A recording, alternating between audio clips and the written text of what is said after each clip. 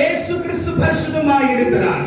தேவன் பரிசுத்தமாகிட்டாரே. அவர் பரிசுத்தமாய் இருக்கிறது போல அவரை போல உண்டாக்கப்பட்ட அவருடைய பிள்ளைகள் பரிசுத்தமாய் இருக்க வேண்டும்.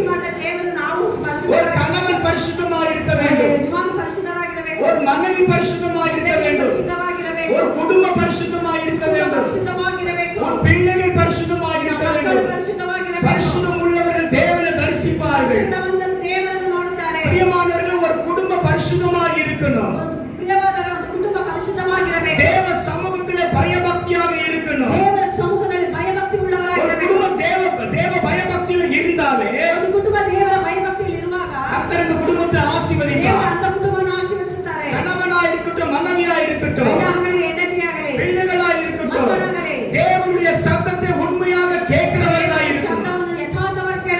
இன்னைக்கு நிறைய பேருக்கு ஆசீர்வாதம் வேணும், ஆசீர்வாதம் வேணும். மனுஷன் தேவனுடைய சத்தத்தை கேட்கறது விரும்பினாலே அல்லேலூயா. பைபிள்ல ஆதியாகம புத்தகத்துல தேவன் சொல்லப்போன ஆபிரகாமோடு பேசுகிறார். ஆபிரகாமே ஆபிரகாம் என்று பேர் சொல்லி அழைக்கிறார். அந்த ஆபிரகாம் தேவனுக்கு உண்மையா செவி கொடுக்கிறபடினாலே அல்லேலூயா. கையை ஒருத்தர் கையை கொடுத்து சந்தோஷமாயிருங்க, சந்தோஷமாயிருங்க அப்படி நீங்க சொல்லலாம். மூஞ்ச பாருங்க, கொஞ்சம் ரொம்ப வேதனையா இருப்பாங்க, ತುಂಬಾ ಬೇಜಾರಾಗಿರ್ತಾರೆ, ரொம்ப கவலையா இருப்பாங்க, ತುಂಬಾ ಚಿಂತೆಯಲ್ಲಿರ್ತಾರೆ, ரொம்ப பிரச்சனை பிரதர், ತುಂಬಾ ಸಮಸ್ಯೆಯಲ್ಲಿದ್ದಾರೆ, ரொம்ப போராಟ பிரதர், ತುಂಬಾ ಹೋರಾಟ ಬ್ರದರ್. ಇವಳು ಕಟ್ಟಿಗಿನೇ ಅನ್ನಿ ನಾಳು போராಟ பிரதர். ಮದುವೆ ಆದ ಹೋರಾಟ. ஒரு காலை சொல்றாங்க, ஒரு தாலி டோட்டல் காலி, ಒಂದು ತಾಳಿ ಟೋಟಲ್ ಖಾಲಿ. நிறைய பேர் சொல்லுவாங்க, ಅನೇಕ ಜನ ಹೇಳ್ತಾರೆ, இந்த மகளை கட்டிட்டு வந்து என் வாழ்க்கையே காலியாகி போச்சு, ಈ ಮಗಳನ್ನ ಮದುವೆ ಆದ್ರೆ ತಾಳಿ சமாதானமா இருக்கிறேன், ஆசீர்வாதமா இருக்கிறேன். ஆண்டவர் புத்தி உள்ளவர் ஸ்திரியை கொடுத்தாலே ಬುದ್ಧಿ ಉಳ್ಳ ಸ್ತ್ರೀಯನ್ನು ಕೊಟ್ಟಾರಲ್ಲ, அப்படியே நம்ம ஜோசப் அவர்கள் சொல்லணும். ಮಾತ್ರ ಜೋಸೆಫ್ ಹೇಳಬೇಕು. அல்லேலூயா. நல்ல கணவனார் எனக்கு கிடைச்சதே.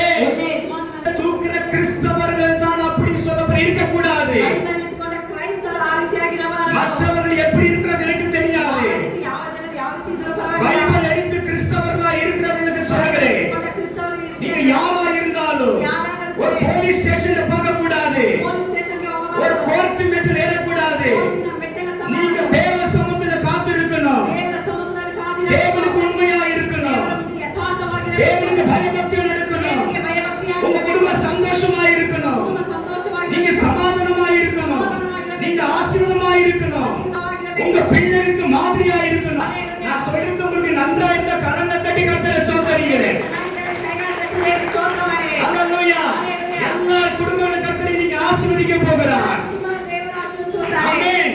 ஆதியாகமம் 12ஆம் அதிகாரத்திலே ಆದಿಕಾಂಡ 12ನೇ ಅಧ್ಯಾಯದಲ್ಲಿ தேவனுடைய சொல்லுக்கு கீழ்ப்படிந்த ஆபிரகாம் ಯೇಸುವಿನ ಮಾತಲ್ಲಿ ಶುಗರ್ ಜಾಸ್ತಿ ஒரு ஏற்பினுக்காக சண்டை, ಚಿಕ್ಕ ಏರ್ಪಿಂಗಾಗಿ ಜಗಳ. ஏன் நமக்குள்ள அந்த தாழ்மை இல்லை? ಯಾಕೆ ನಮಗೆ ಆ ತಾಳ್ಮೆ ಇಲ್ಲ? ஏன் மன்னிக்கிற சுபாவம் இல்லை? ಯಾಕೆ ಮತ್ತವರನ್ನು ಕ್ಷಮಿಸುವ ಗುಣ ಇಲ್ಲ?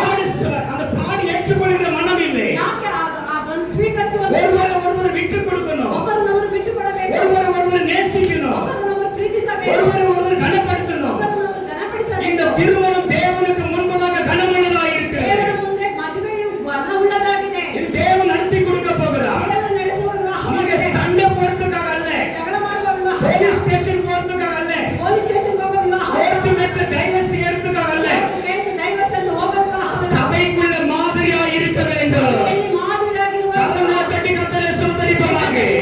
ஆபிரகாமின் தேவன் இங்கே தான் இருக்கிறார். உங்களை ஆசீர்வதிக்க போகிறார், உங்களை பள்ளிக்கு பெருக பண்ண போகிறார். ಹೆಚ್ಚಿಸಲ್ಪಡುವವರಾಗಿದ್ದಾರೆ. எங்க மனைவிக்கு எனக்கு இதே மாசத்துல தான் என்கேஜ்மென்ட் கல்யாணம் ஆச்சு. ನಮಗೂ ನಮ್ಮ ಮಿಸಸ್ಗೂ ಇದೇ ತಿಂಗಳು ಎಂಗೇಜ್ಮೆಂಟ್ ಮದುವೆ. பொண்ணே பார்க்கல, ನಿನ್ನೆ ಮುಖನೇ ನೋಡಲಿಲ್ಲ, இவங்க என்னையே பார்க்கல, ಅವರು ನನ್ನನ್ನು ನೋಡಲಿಲ್ಲ. என்கேஜ்மென்ட் ஆயி போச்சு. ಎಂಗೇಜ್ಮೆಂಟ್ ಆಯ್ತು. என்ன இப்படி சொல்றீங்க? ಏನ್ ಬರಲ್ಲ, ಈ ತರ ಹೇಳ್ತಾ ಇದ್ದೀರಾ? பெரிய காமெடியா இருக்கும், ಕಾಮಿಡಿಯಾಗಿ அதன்படி இருந்தா போதும். ದೇವರಿಗೆ ಭಯಭಕ್ತಿ ಇದ್ರೆ ಸಾಕು. நான் கருப்பா இருக்கணும், சிகப்பா இருக்கணும், குட்டியா இருக்கணும், சுண்டன ரத்தம் வரணும், டோரி அவ்வளவு கொடுக்கணும், அதெல்லாம் கேட்கல. ನಾನು ಕಪ್ಪಾಗಿರ್ಬೇಕು, ಬೆಳ್ಳಾಗಿರ್ಬೇಕು, தேவனுக்கு பயபக்தியா இருக்கணும். ದೇವರಿಗೆ ಭಯಭಕ್ತಿ ಅನ್ನಿಸ್ಬೇಕು. சரி என்கேஜ்மெண்ட் கூப்பிட்டாங்க. ಎಂಗೇಜ್ಮೆಂಟ್ ಗೆ ಹೋದವು. இவங்க முக்காடு போட்டிருந்தாங்க. ಫುಲ್ ಮುಚ್ಚಿಕೊಂಡಿದ್ರು. இப்படி போட்டிருந்தாங்க. அவங்க என்ன பார்க்க முடியல, நாங்க பார்க்க முடியல. வாட்ச் கட்டினாங்க, என்கேஜ்மெண்ட் ஆகி போச்சு.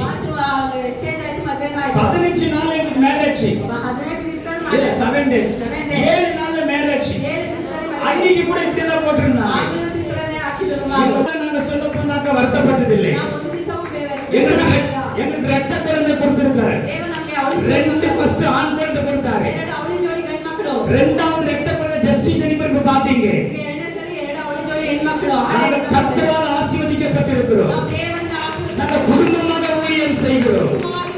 ಮನೆಯಲ್ಲೆಂದರೆ ದೇವರನ್ನೇ ಯೆಹೋವನನ್ನೇ ஒரு குடும்பம் சொல்லப்போன பரிசுத்தமா ஒரே ஆலயத்தில் தங்கி ஆவின் கனி கொடுக்க ஆரம்பிக்கணும். ಕುಟುಂಬ ಒಂದೇ ಆಲಯದಲ್ಲಿ ತಂಗಲ್ಪಟ್ಟು ಆಶೀರ್ವಾದಪಡಬೇಕು. ஜெபவானிக்கு பெருகணும் அப்படி சொல்லுங்க. ಪ್ರಾರ್ಥನೆಯಲ್ಲಿ ಬೆಳೆಯಬೇಕು. வேத வசனத்துக்குள்ள வளரணும். ದೇವರ ವಾಕ್ಯದಲ್ಲಿ ಬೆಳೆಯಬೇಕು. கடமைக்காக கல்யாணம் அல்ல. ಕರ್ತವ್ಯಕ್ಕಾಗಿ ಮದುವೆ ಇಲ್ಲ.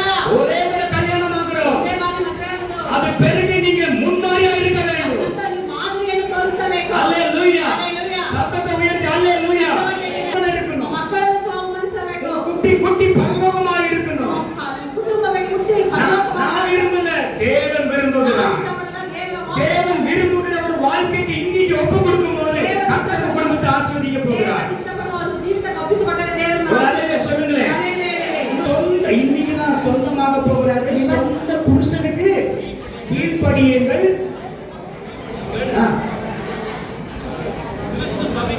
கிறிஸ்துவ சபைக்கு தலையா இருக்கிறது போல புருஷனும் மனைவிக்கு தலையா இருக்கிறது போல சரீரத்துக்கு ரட்சகரா இருக்கிறார். ஒருவரை நேசிக்கிறவரா கனப்படுத்துகிறவர்களா ரெண்டு பேரும் ஒரே மனமா ஒரே சிந்தனை உள்ளவர்களா ஆண்டவரை நேசிக்கும் போது ದೇವರನ್ನು ಪ್ರೀತಿಸುವಾಗ உங்க குடும்பத்தை ஆசீர்வதிப்பார். ನಿಮ್ಮ ಕುಟುಂಬನ ಆಶೀರ್ವದಿಸುತ್ತಾರೆ. ரெண்டு குடும்பத்தையும் கர்த்தர் ஆசீர்வதிப்பார்.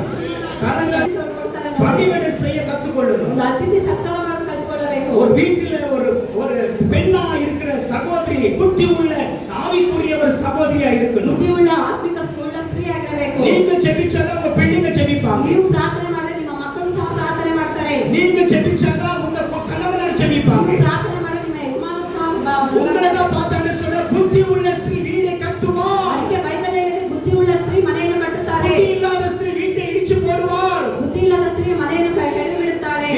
கர்த்தர் நிச்சயமா நம்மை ஆசீர்வதிக்க ದೇವರು போகிறார். ನಿಶ್ಚಯವಾಗಿ ನಮ್ಮನ್ನು ಆಶೀರ್ವದಿಸುತ್ತಾರೆ. ஒரு நிமிஷம் எழுந்து நிற்போமாக. ಎದ್ದು ನಿಂತುಕೊಳ್ಳೋಣ.